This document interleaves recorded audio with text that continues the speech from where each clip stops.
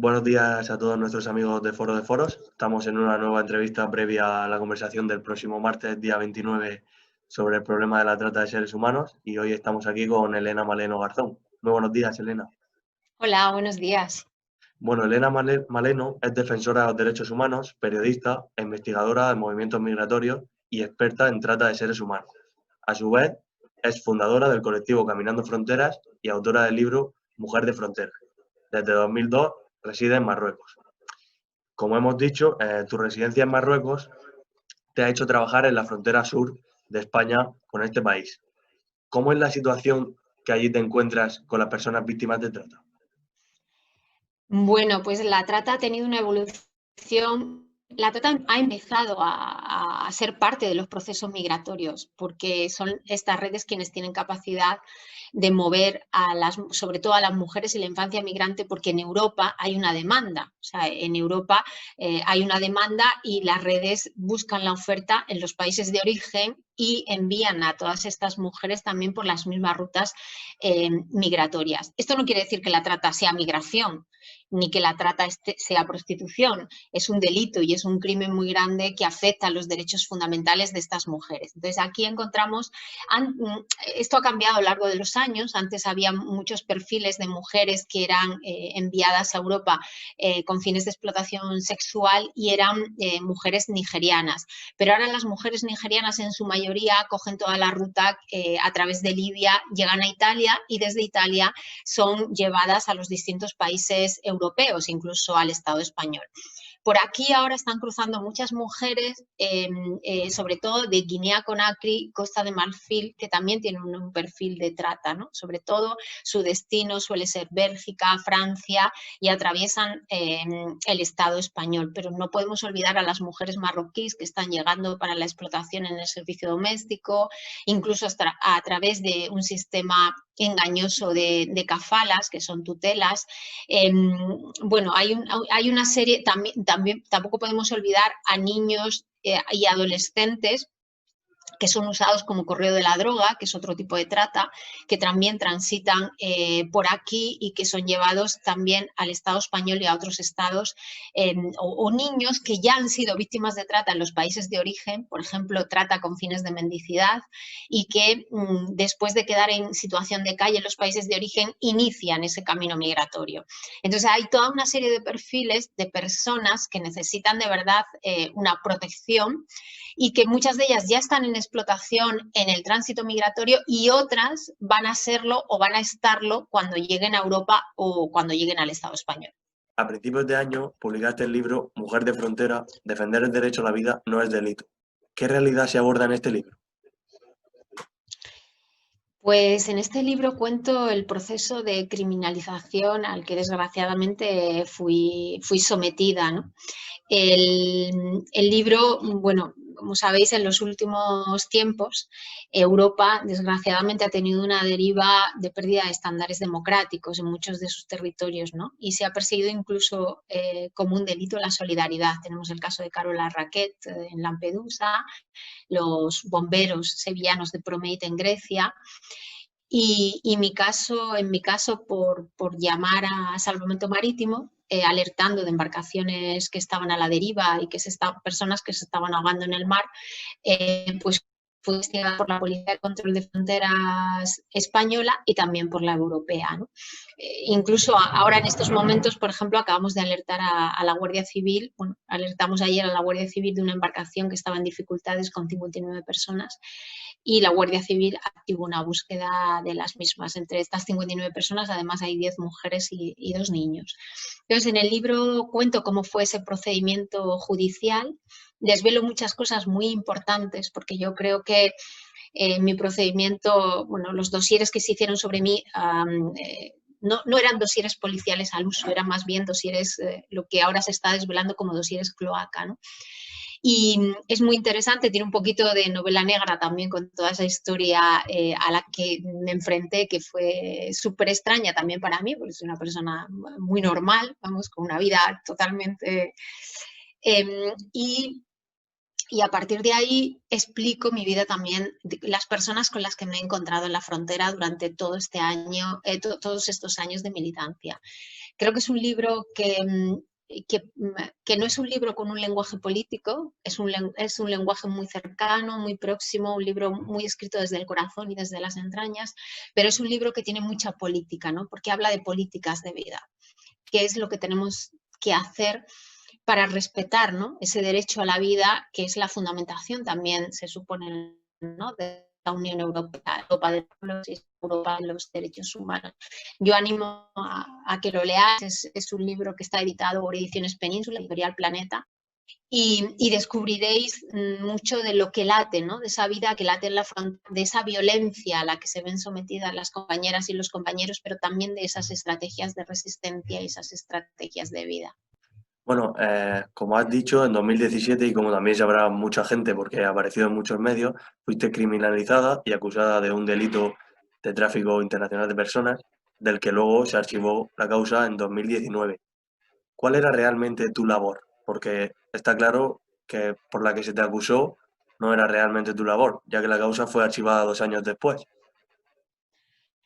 Pues bueno, la investigación se inició, que te contaba antes, llamar a Salvamento Marítimo, a la Guardia Civil, cuando estase en peligro, ¿no? Decían que esto era tráfico. Incluso la policía española le pidió a Marruecos que fuese condenada a una cadena perpetua por estas llamadas. Ellos admitían además que no existía lucro en mis actividades, quería decir que yo era la traficante más tonta del mundo, porque además no ganaba dinero con el tráfico, entonces era como, perdón, el objetivo del traficar es dinero, y era todo como muy confuso. Al final es lo que te decía, fue un dossier más político que policial, ¿no? Fue un dossier, desgraciadamente, lo que te decía, esa deriva de Europa hacia la criminalización de la solidaridad y del trabajo que hacen las personas que defienden derechos. Por sanidad democrática, yo creo que estas persecuciones tienen que terminar, ¿no? Porque luego hay grandes redes, o sea, hay un trabajo que hacer con grandes redes criminales en todas esas industrias criminales y que están operando y al final campan a sus anchas, ¿no? Por ejemplo, en el caso de la trata. ¿Cuántas redes han sido desmanteladas durante estos años? Muy pocas. ¿Cuántos tratantes están en prisión? Bastantes pocos. ¿Cuántas mujeres víctimas de trata? ¿Qué porcentaje de mujeres víctimas de trata han recuperado todos sus derechos? También bastantes pocos, ¿no? Al final siguen habiendo esclavos en los invernaderos de Almería, en los invernaderos de Huelva, porque también ahí hay trata con fines de explotación laboral. Al final siguen estando muchachas, incluso niñas, en situación de explotación en el Eroski de la zona del Eroski de Murcia o también en el centro de París, ¿no? Entonces, al final se están perdiendo recursos, de verdad, recursos que se deberían emplear en desmantelar verdaderamente las redes criminales, y se está persiguiendo a ciudadanas que lo que le estamos recordando al Estado español y a otros estados es que tienen que proteger a esas víctimas, ¿no? Ya te digo, desgraciadamente, para mí fue un choque, ¿no? Ver un dossier policial contra mí, además un dossier que no era efectivamente policial, o sea, la policía marroquí también me investigó a distancias de la española y puedo decir que el dossier marroquí respetaba mucho más mis derechos fundamentales que el dossier que hizo la UCRIF, que es la Policía de Control de Fronteras. Entonces, es triste que funcionarios del Estado no trabajen en lo que tienen que trabajar, pero creo que también hay una oportunidad siempre de resarcir estas situaciones y de trabajar en esa línea. Por eso nosotras lo que estábamos pidiendo, por ejemplo, es para que se persiga de verdad ese delito y para que se proteja a las víctimas, una ley integral contra la trata en el Estado español. Un enfoque que ponga a las víctimas en el centro, que saque también a esas mujeres de todo el enfoque migratorio, migratorio, es decir, que no sea la UCRIF, la misma Policía de Control de Fronteras, quien se dedique a la investigación de los temas de trata, sino que se separe y que la trata, que es un crimen muy peligroso, sea investigado por otra policía que tenga un enfoque de derechos humanos en la protección de las víctimas. O sea, estamos pidiendo al nuevo gobierno que haya de verdad unos cambios integrales que nos hagan de verdad luchar contra esta lacra que no solo atañe al Estado español, sino que es una lacra a nivel internacional, porque estamos hablando de esclavitud, estamos hablando de que hay personas esclavas en nuestros territorios porque hay una demanda además y una responsabilidad de quienes demandan a esos esclavos y a esas esclavas. Bueno, te lo iba a preguntar por las posibles medidas que debería tomar el gobierno, aunque ya nos has dado un poco un boceto de las mismas, pero sí me gustaría saber cómo crees que deberían de cooperar los dos países, ya que aquí la cuestión no solo es de España, sino que trabajas en la frontera con Marruecos, para que esta realidad, si no termine, sí que proteja a las mujeres víctimas de trata. Pues mira, hay muchos sentidos en los que cooperar, ¿no? Hasta ahora la cooperación es una cooperación puramente policial y militar. Es una cooperación para el control de la frontera en el que subcontratamos, el Estado español subcontrata a un tercer país que es Marruecos para que frene a todo precio y de una forma militar lo que está pasando en la frontera. Creemos que eso no tiene que hacerlo un Estado democrático. Un Estado democrático tiene que ir hacia otro tipo de políticas. Por un lado, hay que proteger el derecho a la vida. Y el derecho a la vida se protege colaborando los dos países en lo que te estoy diciendo, en los rescates. Hay una convención internacional que ha firmado Marruecos y ha firmado el Estado español, y esa convención internacional lo que nos dice es que cuando hay una persona a la deriva en el mar, se la tiene que rescatar. Y hay que proteger, en principio, el derecho a la vida, porque muchas de esas personas víctimas de trata que viajan también con otros compañeros y compañeras que están en su proyecto migratorio, pierden la vida simplemente porque cruzan una frontera, ¿no? Y entonces hay que colaborar en ese derecho a la vida. Y luego, siempre que la colaboración entre los dos países siempre tiene que estar impregnada de un respeto a los derechos humanos. No se pueden hacer detenciones, redadas o situaciones en las que se vulneran los derechos humanos. Y hay que garantizar ciertos derechos, como el derecho al asilo y el derecho a una víctima de trata a ser reconocida y a ser protegida. Y yo creo que ahí están fallando todos esos resortes de colaboración, porque la colaboración ahora pone como toda la incidencia, pone todo el punto de esa colaboración en el tema de frenar las migraciones como sea. Pero no es un tema ideológico.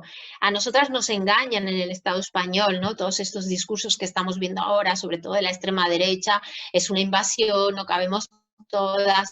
No, racismo es un gran negocio, que es el negocio del control del movimiento. Uno de los grandes negocios del siglo XXI va a ser el control del movimiento. Y en ese negocio están invirtiendo las empresas de venta de armamento. Las mismas empresas que están produciendo que la gente tenga que salir de sus territorios, que la gente tenga que ser vendida como esclava, que provoca conflictos bélicos, se ha dado cuenta que hay un segundo negocio militarizando con redadas en el norte de África, militarizando Níger, un segundo negocio para las empresas de la guerra. Y ese es el problema, que no estamos hablando de derechos humanos, sino que estamos hablando de negocio tapado por un racismo estructural muy importante. Con lo cual tenemos que cambiar el discurso, tenemos que enseñarle a la ciudadanía quiénes están detrás. ¿Qué es lo que pasa? ¿Qué es lo peligroso de esto? Cuando hay negocios tan importantes, operan otros negocios de forma paralela, que son las industrias criminales, que son esas industrias de la esclavitud donde está la trata. Y por lo tanto se retroalimentan. A mayor control migratorio con un enfoque militar y con un negocio militar detrás, hay un mayor crecimiento de las industrias criminales. Lo hemos visto en Libia, donde hay incluso mercados de esclavos, ¿no? Entonces, por lo tanto, lo que hay que hacer también es explicar a la ciudadanía lo que en realidad pasa en las fronteras, explicar quiénes son el lobby que está detrás de ese negocio y tomar medidas para que todo esto se haga de una forma transparente y con un respeto a los derechos humanos. Bueno, y por último, nos hablas de este lobby, también se pone últimamente mucho el foco en las mafias. ¿Cuál es el papel de las redes criminales que allí operan? Pues mira, durante todo el tránsito migratorio no todo es mafia, o sea, no, ese discurso de todos son mafias, bueno, hay una diferencia muy grande. Hay personas, el otro día unos chicos que viajaban en pateras encontraron a dos niños de 8 y 9 años que habían salido con una bolsita de juguete a mitad, eran dos niños marroquíes, a mitad del estrecho a decir que se iban a España. Y la patera se los encontró y el vídeo es impresionante porque los dos niños dicen, no, no, vamos a España, y van con remitos, como nuestros niños cuando van a la playa, y era impresionante. Hay pateras que salen que la gente se compra y que cruza con ellas, o hay saltos a la valla, por ejemplo, pues que la gente se organiza, no hay grandes redes. Luego sí que hay grandes redes, sobre todo cuando hablamos de las redes de la trata, incluso hay diferencias dentro de las redes de trata, ¿no? Bueno, yo no soy una experta, pero hay muchos policías que podrían contar estas diferencias. Por ejemplo, hay redes pequeñas, más familiares, que traen a personas y las explotan, y hay otras redes más grandes que tienen, bueno, que están insertadas en los países de tránsito, de destino. Hay trata también. Esta es una trata internacional, pero también estamos hablando de trata interna, ¿no? Dentro de la Unión Europea también hay mucha trata, y es un mismo espacio, estaríamos hablando de trata interna. Dentro de la trata no todas son personas migrantes, ¿no? Y por lo tanto, pues hay una diferencia muy, muy grande, o hay redes que usan incluso creencias ancestrales, como por ejemplo el yuyu, para retener a las víctimas de trata. No les retienen el pasaporte, sino que les retienen a través de esas creencias. Entonces, bueno, hay un abanico enorme, y lo que estamos pidiendo es que se ataque directamente al centro de la problemática. La problemática es que existe una oferta y una demanda, existe una demanda que hace que esas personas se estén moviendo, porque existe un mundo en el que la esclavitud se ha convertido, no estamos hablando ya de relaciones laborales, estamos hablando de esclavitud, se ha convertido en un negocio, y en el que el cuerpo de las personas se puede comprar y se puede vender. Entonces, hay que ir al centro de ese problema, y sobre todo, hay que perseguir el delito, pero hay que reintegrar a las personas en sus derechos fundamentales, porque si no se reintegra a las personas en sus derechos fundamentales, las redes, y si no se construye un mundo diferente, las redes se rehacen de nuevo, ¿no? Es fácil. Estamos hablando como el tráfico de drogas o el tráfico de armas, ¿no? Al final siempre se están retroalimentando y siempre se están rehaciendo de nuevo y reestructurando.